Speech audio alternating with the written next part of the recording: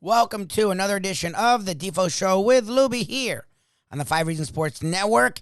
Each and every week, we are kicking it old school with the one and only Tony Segreto. Look, our content is South Florida skewed here in 5 Reasons, right? We focus on South Florida sports because South Florida sports has a huge following, but locally, the coverage hasn't been so spectacular over the last few years. Even Skolnick, with his crew, started a great place for the South Florida sports fan to go to get really top-notch coverage of the South Florida sports teams. Well, a guy who's covered South Florida sports for over 5 decades. He was the face when it came to South Florida sports when I was growing up, went on to becoming a South Florida news anchor, but also still kept his fingers on the pulse of the South Florida sports scene. He's on both boards of multiple colleges, including the University of Miami. The one and only Tony Segreto, someone who is anonymous with South Florida sports, joins us each and every week. Thank you to Texas Roadhouse and Catholic Health Services. We call it Kicking It Old School with the one and only Tony Segreto. So this week we talked about a lot of things. We touched on the tournament, we touched on other things, but I wanted to focus here on our conversation about Tom Brady getting back to football, but more importantly, the Miami Dolphins. Because in years past, we've seen the Dolphins be big spenders in free agency, and it never worked at all. Whether they went and got Brandon Marshall and gave him an extension, whether they went and brought in Mike Wallace, whether they went and got Ndamukong Suh, the team never went on to be not only a Super Bowl winner, but not even a Super Bowl contender. They weren't making the playoffs, and if they did, it was a one and done. They'd make it 1 year, and then they wouldn't make it again. So this free agency period has been interesting, and I was curious what Tony thought as a guy who's covered the team from Don Shula to Jimmy Johnson to beyond what he likes and dislikes, what he thinks about what Mike McDaniel, Chris Greer, and the Dolphins are doing so far in free agency. We talk about that right now. The Defo Show with the Lubie, 5 Reasons Sports Network with Tony Segreto. Let's move on here to Tom Brady. Since we last spoke, he has returned to the National Football League. And, Lubie put it, I think correctly, that, his retirement essentially amounted to nothing because it wasn't like he missed 4 games into the season and then said, my God, I can't stand it at home anymore. Let me come back, Bruce Arians. I don't care who you have starting at quarterback. First of all, I mean, were you surprised that Tom Brady is coming back so quickly? And the second thing is that he came back to Tampa Bay where, supposedly this shows you how rhetoric sometimes is absolutely unfounded or meaningless, even if it was true at the time. He comes back to Tampa Bay. Supposedly there was this big divide there with him and Arians. Yeah, the Tampa Bay thing didn't surprise me. I think how quick it was surprised me. I figured he'd come back. I figured it would be, before the season I didn't started. think so. I thought he was done. Yeah, I really did. And again, I think, I think there was credit. He felt the pressure of the family that it was time to retire, that he needed to be home. And the more he was home, the more he kept thinking about what he missed in the game, how he still missed that competitive drive. I think the discipline. I think he loves the discipline. Oh, he's all about not it. many guys and not many people. I don't mean guys. I think people in general don't love that kind of discipline. I mean, his discipline in terms of what he ate, how he trained. I mean, hit from sleep to meditation to the foods to all of this was off the charts. I mean, to live that kind of life day in and day out for the years he did it. That's why he's still playing. I think he missed all of that. And I think, but was I surprised? Shocked that it was that quick. Yeah. Shocked that it was that quick. It was almost laughable. Like, why did we even do this? Like that was great. Well, I keep seeing, Rocky parallels there where Giselle is on her deathbed and, she looks at him, as he's all downtrodden, missing the game so badly and just says, win, Tommy. Yeah. Win.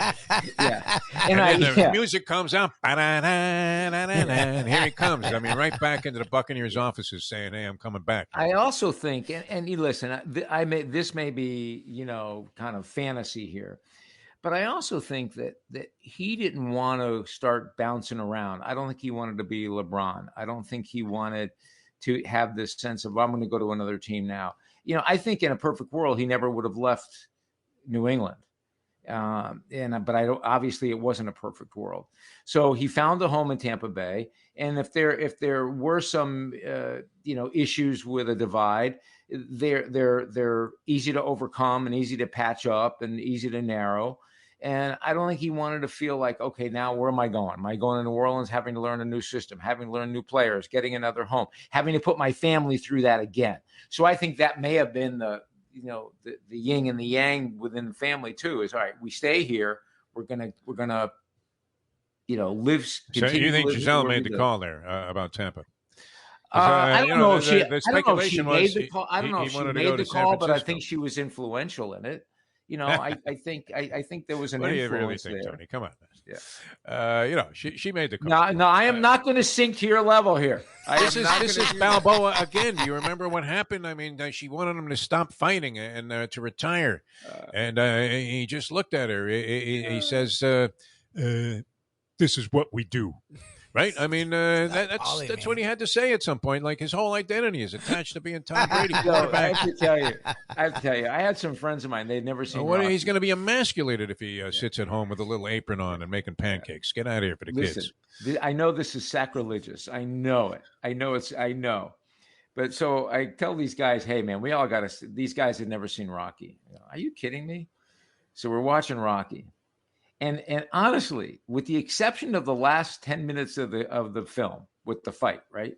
Yeah. The last 10 minutes of the film. The other, however long the film goes, 50 minutes, the other 55 minutes. You're talking about like a 90-minute, 2-hour job there. Is not very, I mean, it's just like, really? It's like, it feels like it's just never ending. No, I think it's brilliant. I really do. I mean, if you think about it, there's so much in there. I haven't watched it in years. I don't know if it holds up. So much in there. I mean, not every Rocky movie was a gem, but if you go Rocky 1, I think that is Rocky 1 was good. One of the all-time classic movies ever made. I really believe that. I don't go there. I wouldn't go there. I mean, sports movies certainly. I mean, think about it. I mean, all of the stuff that came out of that movie. Right? Yo, Adrian, man. We did it, man. And that was Rocky, too. Oh, yeah. From that point, absolutely. I love that they use actual guys. I'm surprised, and maybe we'll come back and address this because were you in any movies or anything? Because they were using like local sportscasters. Oh, you were in Black Sunday? Okay, we're going to talk about that because Stu Nahan was a big LA sportscaster, and he's doing the blow-by-blow in the fight. Yeah. And there was a ring announcer, I believe he was the ring announcer in Rocky 1 named Jeff Templer, who unfortunately died at a very young age. But he had to imagine this. He was the substitute for Jimmy Lennon Sr. At the Olympic Auditorium. I mean, you can't, follow in the footsteps of any greater presence than Jimmy Lennon. He was up there with Bob Shepard or any stadium announcer. Yeah, no, he was. And my fascination with this thing. And this Jeff Templer guy was in Rocky because they used like a lot of local guys in the movies that were shot there. No, I was just like in the crowd, an extra in Black Sunday, but I was on 3 episodes. I was on the episode of the Golden Girls. Miami Vice never had you. Golden Girls. No, I was on the sitting at a bar or something. No, I was on the Golden Girls, Empty Golden Nest, Girls and Empty Nurses. Nest. I loved Empty Nest. Nurses. Nice. What kind of nurses? Nurses wasn't bad. No, there was that Saturday night promiscuous trilogy. Nurses. I mean, there was that Saturday night about? trilogy of comedies: Golden Girls, Empty Nest, and Nurses. Oh, I don't remember that one. And they decided to weave the same storyline between all 3 shows, and the story was that a hurricane was hitting South Florida, and they were watching me deliver the information on the hurricane. Oh, wow. See, all right, we'll get into this a little bit. Show business and Tony Segreto. It's all school with Tony Segreto. The only version of the Nurses that I remember, it was playing in a twin bill at the Civic Follies in Syracuse. Of course. Let's just take this down.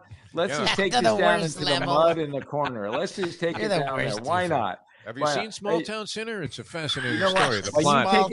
You take it in the mud. I'm going to stay outside and keep my white sneakers on. Okay, how's that sound? What was the thing? You remember it, Lubie? What do you have for? We're just wrapping here. It was just we were talking a little bit about football. You talked about Tom Brady, and it's funny. Tony's covered, and you've covered the Dolphins for a long time. And for years here, they were doing the big fish, where they went after Mike Wallace, and they went after Brandon Marshall, and they went after Ndamukong Suh. And what's interesting, as much as I've hated, and I say hate, Chris Greer's gotten to the point where I can't stand him. What they've done this offseason is sort of interesting. Like, they've gone after a lot of names I've never heard of, but football people really like, that fit Mike McDaniel's system and are supposedly guys that will work with what the Dolphins have to be successful, which is a whole different approach.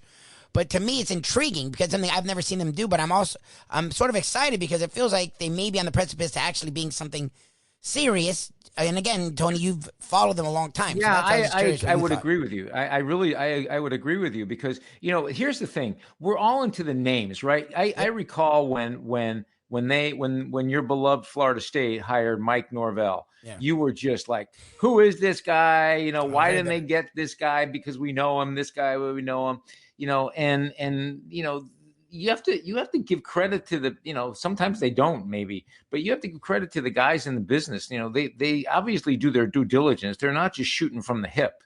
They do what they believe is right.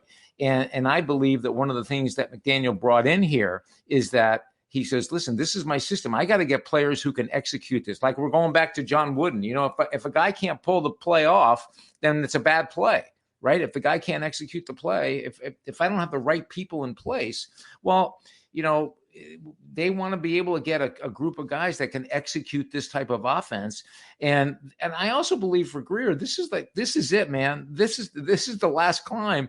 If we don't get this right, we're all done. So I'm excited. I don't know if I'm as excited about them as I am about what's going on at the University of Miami. I mean, I am completely, I know what's going on there. I see it. I feel the energy, and it's not just football, but what's going on in the basketball and what's going on with baseball. I mean, there's an energy at that university now athletically that I have not seen in years. Well, Larinaga talked about it with us. He said the hiring of Cristobal was good for the athletic department. It's reinvigorated everyone. He's like, there's an excitement on campus that we haven't felt since I've been here. And not just him. When you bring in a guy like Dan Radakovich to be the athletic director, I saw Dan last week. This guy is the epitome of an athletic director. He plays the role and he executes the role. He's brilliant. He works well with people. He walks into a room and he's there. The athletic director that has that ability really has something. People listen to them when they speak. He can get things done. He knows how to win and how to bring in the right people. And I think what Cristobal did was just to, Larinaga, just energize the rest of the department, because the rest of the department also always knows flat out football keeps everybody afloat. Football keeps everybody, with everything they need to make sure they can be successful. Without football, they're not going to have that. And bringing Cristobal in gives them that sense of hope and excitement. 2 words with regard to the Dolphins. We thought Adam Gase was the answer. So we'll see. I mean, I don't know. Too soon to judge anything. Yeah. I really don't I'm know not terrible. I mean, I'm cautiously... not pessimistic about it, but, I agrray with you. I'm not pessimistic, but I'm like, there's something else wrong in this organization that we haven't quite gotten to yet. There's a ad out for one of your favorite publications online, The Athletic, and this guy is getting advice on sports from different people. The idea that it's constantly feeding you information and provocative, thoughtful stuff. And, the guy says, well, you know what? They got all these superstars on the field, so the problem has to be in the front office.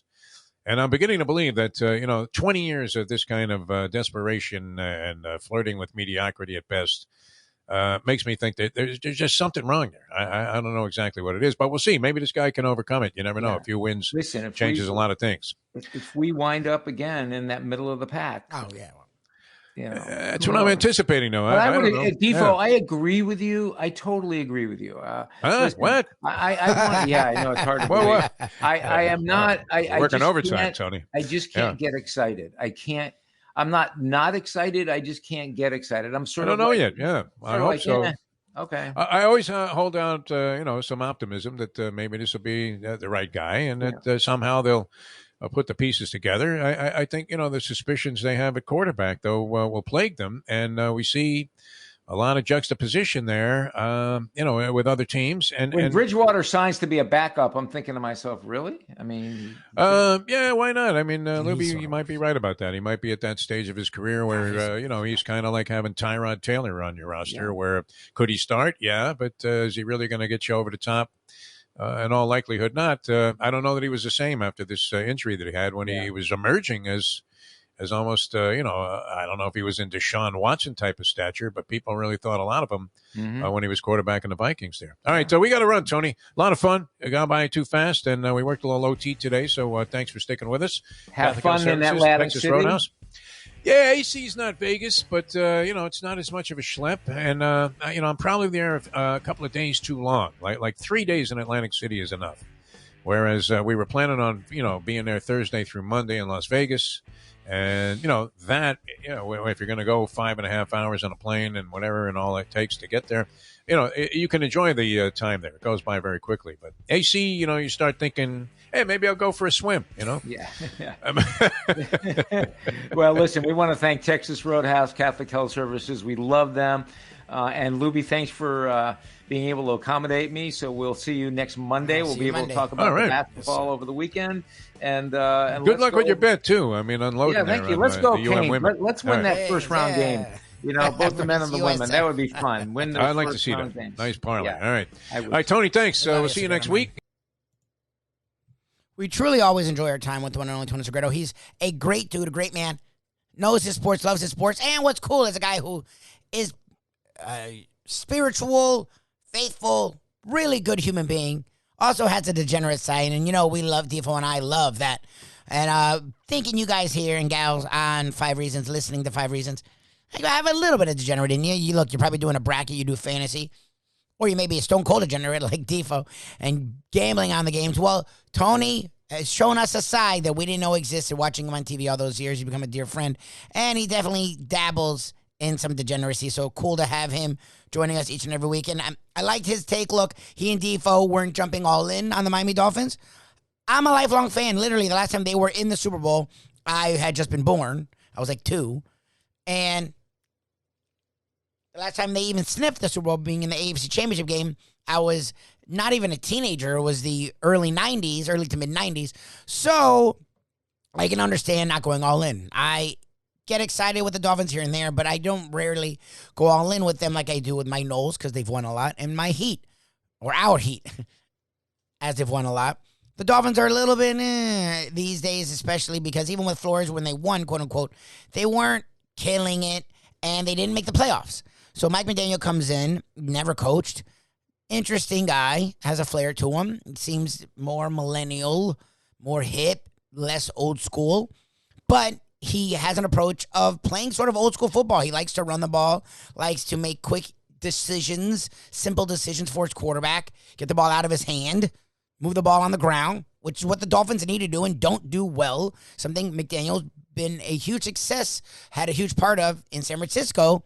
He's trying to bring that here. And what's interesting about what the Dolphins have done, and we talked about it, I brought it up to Tony, is they haven't gone for the big fish. What they've done is sign guys that fit what McDaniel does.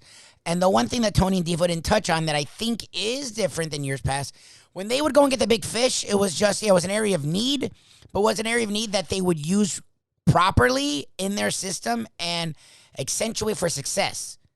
Probably not when they went and got a Sue or Brandon Marshall or Mike Wallace. However, the areas of needs they have, they're going and signing players that fit what they do well. With the running game that McDaniel helped lead, guide in San Francisco, big parts of that running game are what the Dolphins are keying in on now. They're signings of guys that excel at what McDaniel needs and what this running game, what this system needs, and what will help Tua. And that's the thing. They're not big names. They're not splashy. They're not big contracts, which is good. They also are guys that should work with what McDaniel's doing. Will it work? We don't know. I have no idea. But I will say I'm intrigued because they're moves that make it feel like they have an idea. Like Flores did that with defense. He was great with scheme and getting parts like they do in New England, sadly. Getting guys that fit the system and enhancing what they do because they're just worrying about their job in a system. But he didn't do that with offense. The offense was a fucking joke. Like, the offense was a disaster. And that was my problem with Flores before any of the nonsense that came out over the last few months. Their offense never was great. And Tua was getting killed. They weren't surrounding him with guys that work with what he does. They weren't giving him a chance. And he still put up decent stats. That's what's funny when people say he sucks. It's like, yeah, he may not be doing what Herbert or Burrow's doing, But he doesn't have what Burrow or Herbert have. Even Burrow has no offensive line, had skilled talent around him. And has always had that since he got there. Even Herbert has had dudes around him. Tua has nothing. Yet he's one of the 4th least sack guys in the league. He has no talent around him, no line, no running game, but he still doesn't get sacked. So at least the guy must be something. He's winning games and he's putting up decent stats. So just think when he gets help. McDaniel's all in on Tua and all in on being smart. So will they win again? We don't know. But so far in free agency, the Dolphins haven't hit it out of the park, but they've been really smart. Singles, doubles, and just getting on base, to use a baseball reference to talk football, making sure you move the ball down the field, get it into the end zone, which they haven't been doing. So I'm actually intrigued, and it seemed like Tony Segreto and Defo are intrigued. Not all in yet, but we shall see as free agency moves on. The tournament is upon us. We'll talk more about that here on the Defo Show with Lubie. If you want to check us out, I will be solo the next 3 days on our Ion channel, so just Google the Defo Show, DEFO 7 to 9 live. And if you want to check out, we have our exclusive content today on the Believe Network. We talk with Charles Davis, talking about football, talking about free agency, talking about the draft. Charles Davis with one of our good friends, Ian Eagle. They form what we think is one of the, if not the best, tandems of broadcasting sports around. Ian Eagle, Charles Davis, that number 2 team for CBS when it comes to the NFL. Talk with Charles Davis about the NFL free agency and a little bit about the NFL draft, as he does great things with the NFL draft with NFL Network. So tune into that, Believe.com, search After Hours. And again, if you want more of us, the Defo Show with Lubie, you can check it out almost every day right here on the 5 Reasons Sports Network. Recently we realized it's not just hurricane season that can hurt us. Any time of year, things can happen to your home or business. And the insurance company can be your friend, but they also can be your enemy. Horizon Public Adjusters, Justina Testa, are here for you to help this process go so much easier. Before you call the insurance company, call Horizon Public Adjusters and Justina Testa at 954-809-8752. Would you go into court without an attorney? So why would you go up against an insurance company without Horizon Public Adjusters and Justina Testa? 7 to 10 times more money recovered with a public adjuster than if you went on your own. If there's no recovery, there's no fee. Give them a call at 954-809-8752. Why go up against insurance companies alone when you can have Horizon Public Adjusters and Justina Testa on your side? Hey folks, Tony Segreto here. You know, since day one, Catholic Health Services has been part of Old School. And since we've started letting people know about them, it's changed their lives. You see, Catholic Health Services, while being recognized as one of the top places for stroke rehab in the country, it's also about a group of people who not just excel in what they do, from the doctors to the nurses to the therapist, on and on and on. It's how they do what they do every single day that separates them from the pack. They do it with a passion, unmatched, and the inclusion of family in every step of the process. Trust me when I tell you this. If you want the best, unmatched rehab with a special group of skilled, caring people, there is truly only one place, and that one place is Catholic Health Services.